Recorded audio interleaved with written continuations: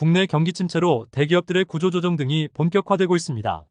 SK그룹이 계열사별 임원 규모를 20% 이상 감축하기로 방침을 정하고 SK의 코플랜트 조직 개편과 임원 인사를 단행했습니다.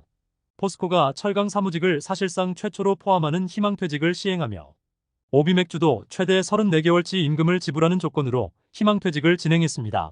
실적 부진에 시달리던 SK의 코플랜트가 반도체 관련 하이테크 사업 조직을 신설하고 조직 개편을 진행하면서 기존 임원들을 대거 교체했습니다. 기존 임원 18명이 물러나고 1명이 신규 임원으로 승진했습니다. 6월 기준 전체 임원 66명 중 약 27% 정도가 교체됐습니다. 시장에서는 이번 임원 인사가 향후 그룹의 고강도 구조조정 방향성을 가늠할 것으로 보고 있습니다. 포스코그룹도 10년차 이상 장기 근로자를 중심으로 희망퇴직을 실시합니다. 이달 초 사무직을 대상으로 희망퇴직 신청을 받았으며 대상은 만 50세 이상 및 직급 10년차 이상으로 알려지고 있습니다. 철강 부문 중심으로 그룹에서 대대적인 희망퇴직은 이번이 처음입니다. 포스코는 앞서 임원들의 급여를 최대 20% 반납하고 주식 보상 제도를 폐지하는 등 비용 절감에 나서고 있습니다.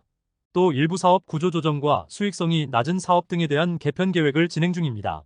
포스코그룹은 철강과 2차전지 등의 동반부진이 이어지면서 실적이 악화됐고 지주사인 포스코홀딩스는 2년 연속 매출과 영업이익이 감소할 위기에 처하고 있습니다. 국내 1위 맥주업체 오비맥주도 희망퇴직 신청을 받았습니다.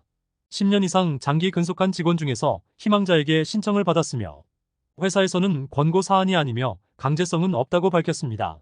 KT가 최근 결정한 대규모 인력 재배치 관련 갈등이 커지고 있습니다.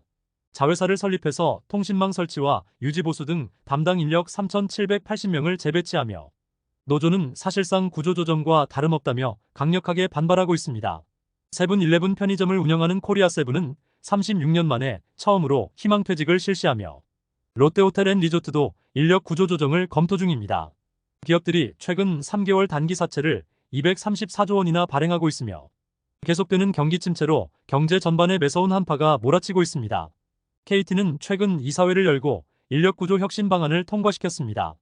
KT는 2025년 1월 자회사 2곳을 설립하고 통신망 유지보수 등 직원 4,800여 명 중 3,780명을 재배치할 계획입니다. 자회사 재배치를 원하지 않는 직원은 특별 희망퇴직이 시행될 예정입니다.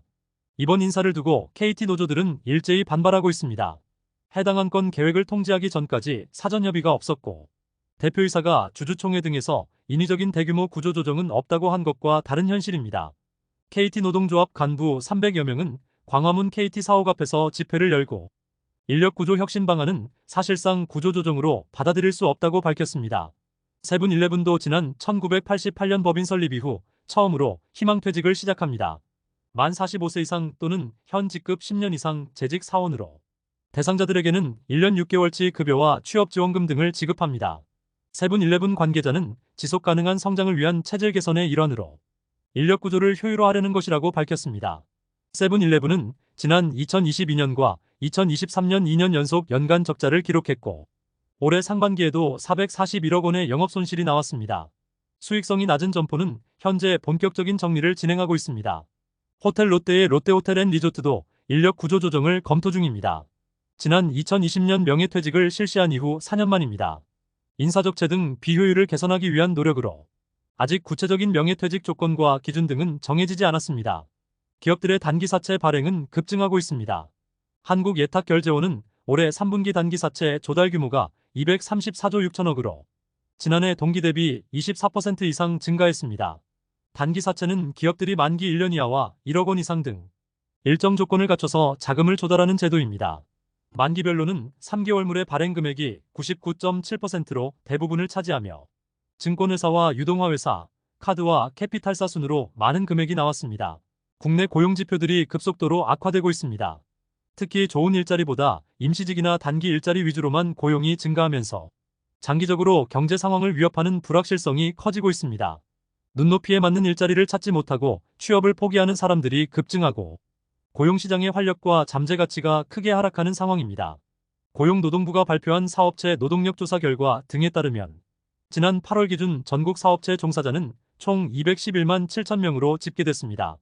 작년 대비 0.6% 상승한 수치로 지난 2021년 3월 이후 최저치 증가폭입니다. 특히 우수한 일자리로 손꼽히는 상용 근로자 증가율은 심각합니다. 8월 상용 근로자가 1년 전 대비 0.3% 증가하는 데 그치면서 작년 11월 이후 계속해서 0%대의 낮은 성장률이 이어지고 있습니다. 업종별로는 부동산 시장 침체가 심각한 건설업에서 3만 명이나 급감했고 숙박 및 음식점업과 도소매업 순으로 나타났습니다. 단기 근로자 비중은 급증하고 있습니다. 전체 취업자의 54% 이상이 주 근로시간 36시간 미만의 단기 근로자로 나타났고 지난 2020년 23.6%에서 4년 만에 단기 근로 비중이 2배 이상 늘었습니다. 해당 수치는 지난 1982년 관련 통계를 집계한 이후 최고치 수준입니다. 일자리가 줄면서 구직 자체를 포기하는 사람들도 급증하고 있습니다. 통계청에 따르면 구직 활동을 하지 않고 그냥 쉬었다는 사람이 256만 명을 넘어섰고 구직 포기자 비율도 관련 통계 집계 이후 역대 최고치 수준입니다. 또 불과 1년 전보다 10%를 초과하는 23만 5천 명이 증가했고 구직 포기자 수는 6개월 연속 늘어나고 있습니다. 일자리를 찾지 못하면서 구직을 단념하는 사람들이 계속 증가하고 있습니다. 연령대별로는 한창 일을 시작해야 할 청년층에서 가장 심각합니다. 2030 세대 중 구직 활동을 하지 않고 쉬는 인구가 74만 7천 명을 기록했으며 최종 학교를 졸업하고 3년 이상 쉬고 있는 청년도 8만 2천 명에 달하고 있습니다. 또 6개월 이상 일자리를 찾지 못하는 장기 실업자도 청년층에서 가파르게 늘고 있습니다. 더 큰 문제는 이 같은 상황을 딱히 해결할 수 있는 방법이 없다는 데 있습니다. 한 전문가는 현재 내수 회복 가능성에 대해서 획기적인 모멘텀이 생기기 힘든 상황이라며 기업들도 경기 회복에 대한 자신감이 없기 때문에 고용을 늘리기가 어렵다고 했습니다. 총 대출 금액 400조 원에 달하는 상호금융 단위조합의 부실채권이 급증하고 있습니다. 농협과 수협, 신협과 산림조합 등이 해당하고 있으며 부동산 PF 공동대출 부실 등으로 연체액이 16조 원에 육박하고 있습니다. 특히 농협은 회수가 어려운 부실채권을 사상 최초로 외부에 매각하기로 했습니다. 농협중앙회는 조만간 조기 회수가 어렵다고 판단되는 채권에 대해서 부실채권 투자 전문기관에 매각할 예정입니다.